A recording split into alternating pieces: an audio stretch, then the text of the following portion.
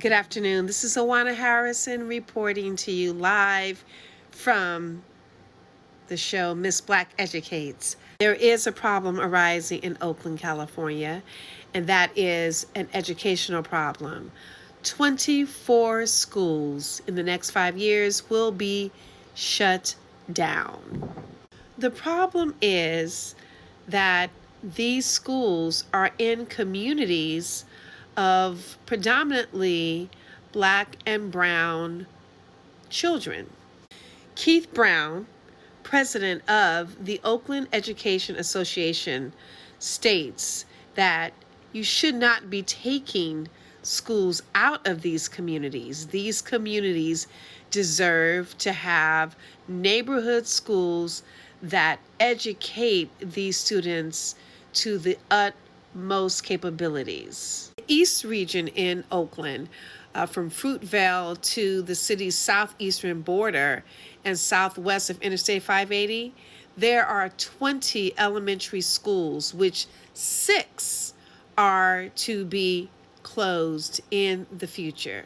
Of the 2 high schools in the East region, Castlemont and Fremont, predominantly African American and Latino, could be closed, and the other school that isn't closed would accommodate those students from the closed high school.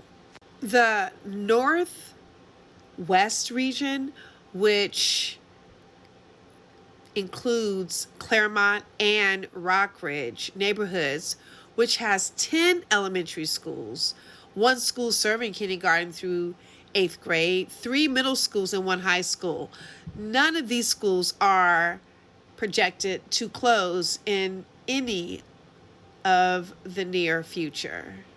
A few of the stakeholders in this, of course, is Superintendent Kyla Johnson Trammell, the Oakland Unified School District officials, and I would also say the state. The state is also one of the key stakeholders in this issue.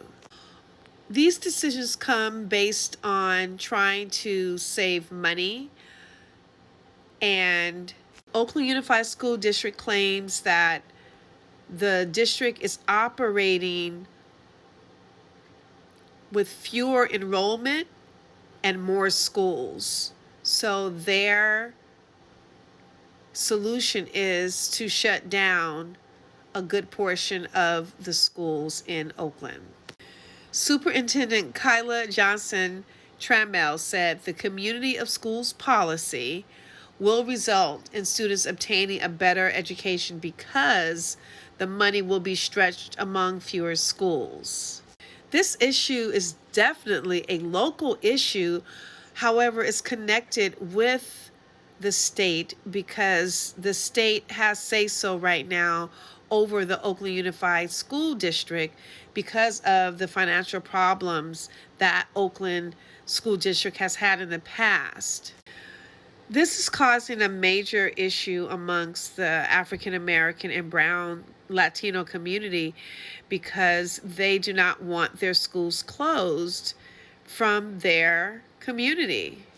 Many parents and teachers feel like this is another example of racism within the school district, that there are multiple schools being targeted to close, but in the other school districts, by Rockridge through Claremont, none of those schools are being targeted to close in the next 3 to 5 years. Many of these students live in these communities. They walk to these schools.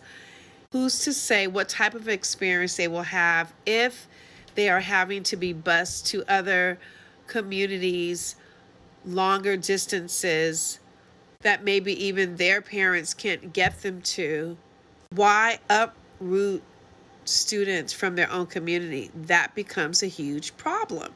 In East Oakland, if there are only 2 high schools in East Oakland, again, predominantly African American and Latino, why close one, put all of those students in the other high school that isn't closed? In my opinion, that causes the whole school to be overcrowded, and it causes more tension amongst the students. If the Oakland School District wants to cut corners, I don't think they should do it at the extent of our children. They need to cut corners somewhere else. And I'm not even suggesting to cut corners in any other type of school districts, just to cut corners from another source of the budget, but not at the stake of African American and Latino schools and communities. Can this problem be solved? I think the problem can be solved, but it's going to probably take a lot of fight, a lot of people coming together and pushing the Oakland Unified School District to come up with a different solution. It's going to be a hard fight, though, because parents and teachers many times don't have the type of power to make the district or the state do things on the behalf of the community. However, I take that back. Teachers and parents do have the power. It would just be a long fight. But I'm hopeful that with parents and teachers and officials that believe that African American communities and Latino communities deserve to have their schools in their communities, will continue this fight. And hopefully a different type of solution will come.